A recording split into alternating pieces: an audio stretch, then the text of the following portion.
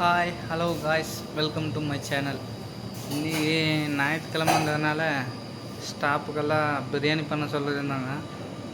அந்த வேலை இன்றைக்கி தான் கொஞ்சம் முடிஞ்சிச்சு. 5 மணிக்கு ஆரம்பித்து 6 மணிக்கு முடிஞ்சிருச்சு. இப்போ பிரியாணி தம் கட்டியாச்சு. அப்படியே பாருங்கள் காய்ஸ், இதுதான் பிரியாணி. 3 கிலோவுக்கு பண்ணியிருக்கிறேன்.